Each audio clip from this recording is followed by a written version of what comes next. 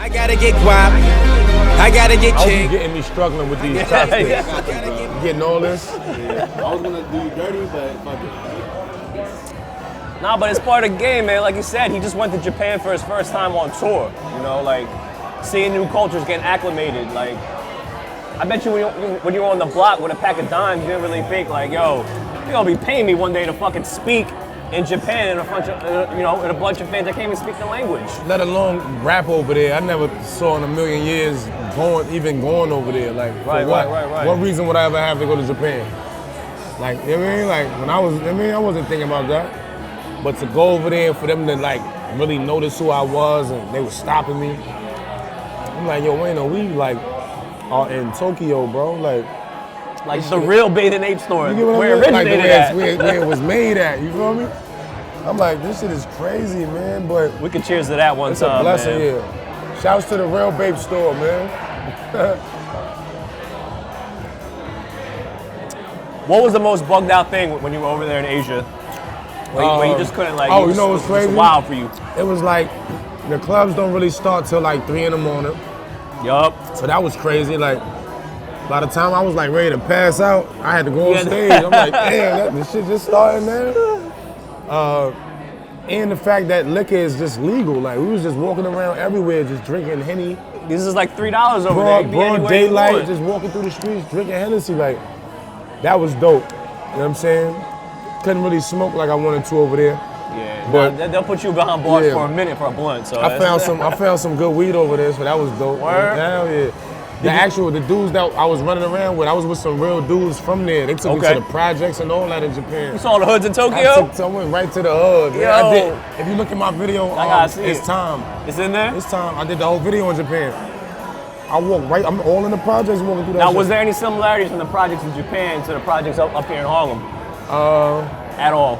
I feel like all hoods got some similarities. Like I met the goons. Like a few of the goons rolled up on me. They showed me their guns. What? But they was showing love. They was like, yo, you big rapper in New York. Like I'm like, yeah. They showed me their guns and all that. Like, yeah, we do this over here. They strapped too. So it really was like a mutual respect kind of thing. They was showing me like, yo. yeah, we do this over here too. Like I'm like, oh shit. It was love over there, man. Like that was an experience I'll never forget. Like I can't wait to go back. The wackest part of it was the flight. Oh, that's like a long 13 flight, hours, man. right? It was like 13 to Shanghai, China. Crazy. Then like another 2 or 3 to Tokyo. So where's next on that like go-to list?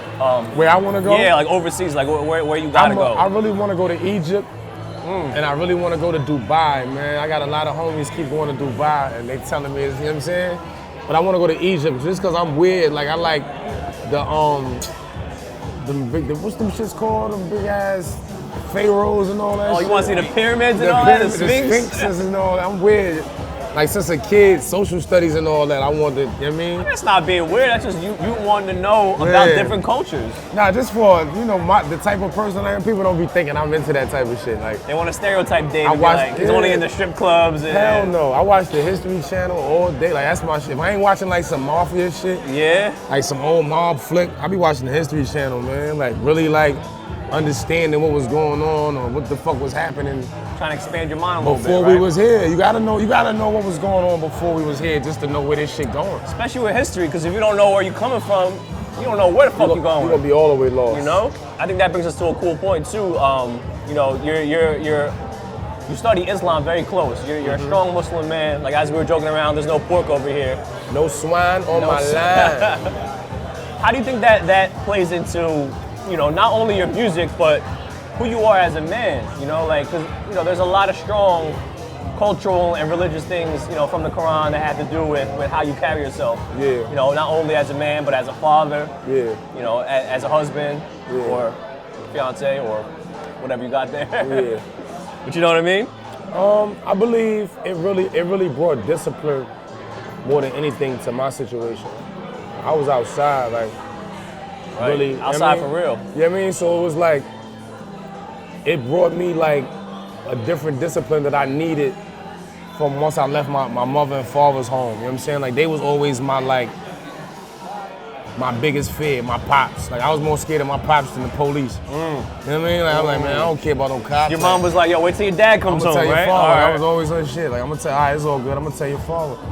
So like that's what kind of kept me in line through a lot of my adolescent years. Even with me still getting in a little trouble, like that kind of kept me out of real trouble I could have been in. Oh, wow. And I feel like Allah and me practicing Islam does that for me now. It's like that over my shoulder, that, you know what I mean, that conscience, that third eye. You know what I mean, when I'm having the time of my life and everything seems like it's, you know what I'm saying? Yeah. It make me slow down and be like, watch what you're doing, you know what I mean?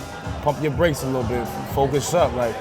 So it just always brings me back to reality, keeps me humble. I mean, Kind of keeps you in check, keeps you in line a little bit, right? It changed my life. It's wild, man. From how early did you start practicing?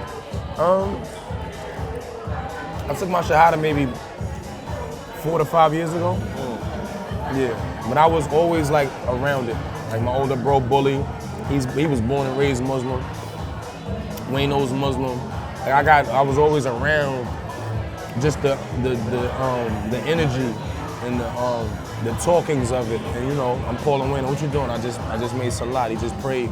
I was gonna ask you, is it hard when you're on tour and stuff and recording to find time to make Salat a couple times a day? Never hard. I mean, it's all up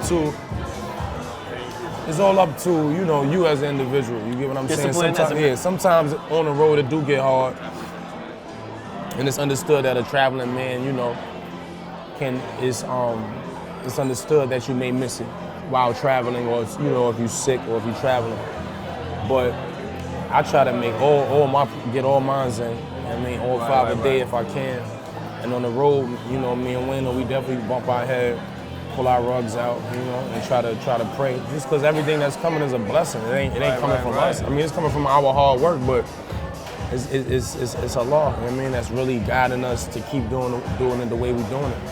Especially now with you know, all this turmoil going on in America, they literally are.